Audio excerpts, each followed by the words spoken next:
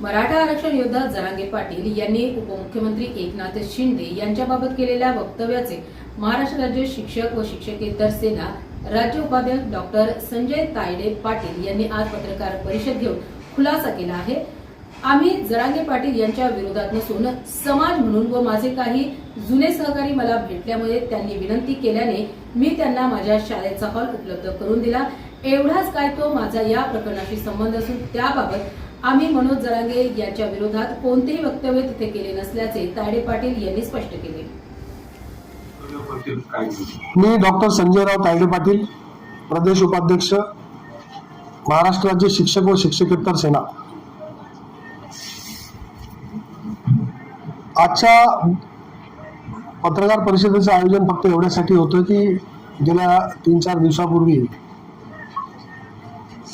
आमचे आदरणीय मनोजदादा जरांगे पाटील, मराठा आरक्षणाचे नेते, त्यांनी माननीय नामदार एकनाथरावजी शिंदे साहेब यांच्याबद्दल अपशब्द वापरले आणि त्यांच्या कार्यावर शंका घेतली, त्यांच्यावर संशय घेतला की त्यांनीच आमच्या विरोधात पिटिंगा लावल्या आणि आमच्या विरोधात त्यांचे काही समर्थक काम करतात।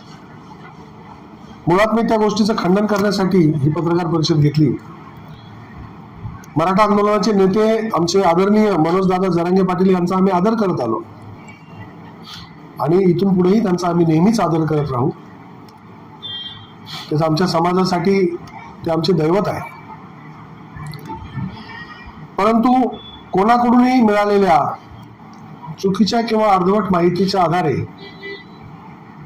आपण माननीय नामदार एकनाथरावजी शिंदे साहेबांवर जे टीका केली ते त्यासाठी वस्तुस्थिती जाणून घेणे आवश्यक आहे। ज्या बैठकीबाबत माननीय नामदार एकनाथराव शिंदे साहेबांना माहिती नव्हतं। खरं तर या बैठका गेल्या 25-30 वर्षापासून वेगवेगळ्या समाजाचे नेते घेत असतात आणि ह्या बैठका आपापल्या समाजासाठी ते मंडळी कुठं घेतात, मध्यवर्ती ठिकाणी जिथं हॉल असेल तिथे घेतात। शिवछत्रपती कॉलेजला बैठका होतात, MGM ला बैठका होतात। योगायोगानं ही बैठक पूर्व नियोजित होती, पण त्या दिवशी शिवछत्रपती कॉलेजमध्ये काही ते कॉलेजचाच कार्यक्रम अरेंज झाल्यामुळे ती बैठक रद्द होण्यापेक्षा बैठकीचे काही आयोजक जे होते ते माझे पूर्वीचे सहकारी आहेत, काही पालक पण आहे आपल्या शाळेचे। त्यामुळं त्यांनी मला प्रश्न केला की 5 मिनिटाच्या अंतरावर तुमची शाळा आहे, रविवार आहे, सुट्टीचा दिवस आहे, हॉल मिळेल का? 50-50 लोक आहेत आम्ही। मला त्यांना नाही म्हणता नाही आलं कारण ते जुने सहकारी ओळखीचे आहेत।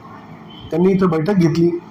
10 मिनिटासाठी मी पण त्या बैठकीला आलो, पाहुणचार केला, त्यांचा चहा पाणी केलं आणि मी निघून गेलो।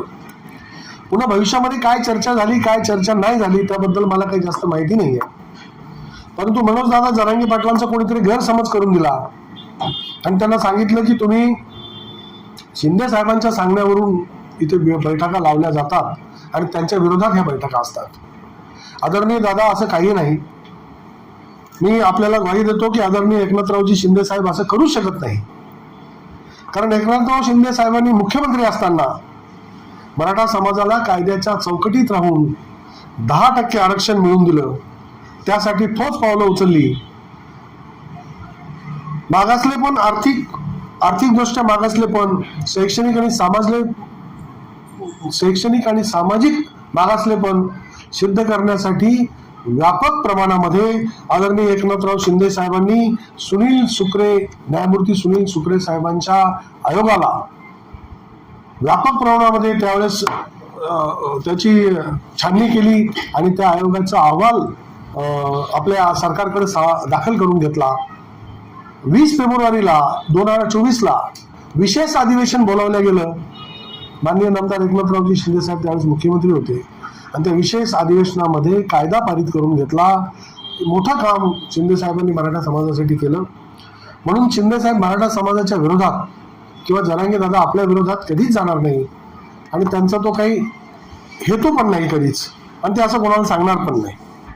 दोन्ही सभागृहामध्ये कायदा एक मताने मंजूर करून घेत असताना शिंदे साहेबांना कोणत्या दिव्यातून जावं लागलं याची कल्पना आपल्याला आहे दादा।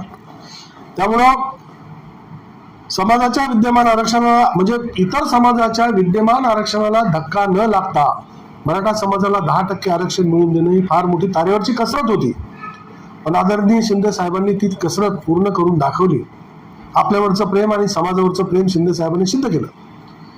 त्याचप्रमाणे मराठा समाजातील पात्र व्यक्तींना कुणबी प्रमाणपत्र मिळण्याच्या प्रक्रियेतील अडचणी दूर होण्यासाठी निवृत्त न्यायमूर्ती संदीप शिंदे यांच्या अध्यक्षतेखाली समिती सुद्धा त्याच काळामध्ये स्थापन करण्यात आली आणि त्या समितीच्या माध्यमातून जुन्या महसुली, शैक्षणिक, निजामकालीन नोंदी व इतर अशासकीय अभिलेखांमधल्या नोंदी या मोठ्या प्रमाणामध्ये व्यापक मोहीम राबवून राज्यभरामध्ये या नोंदी शोधण्याचं काम माननीय नामदार तत्कालीन मुख्यमंत्री एकनाथजी शिंदे साहेबांच्या काळात झालं. म्हणजे मराठा आरक्षण न्यायालयात टिकावे यासाठी आवश्यक सांख्यिकी माहिती, कायदेशीर पुरावे आणि आयोगाचा सविस्तर अहवाल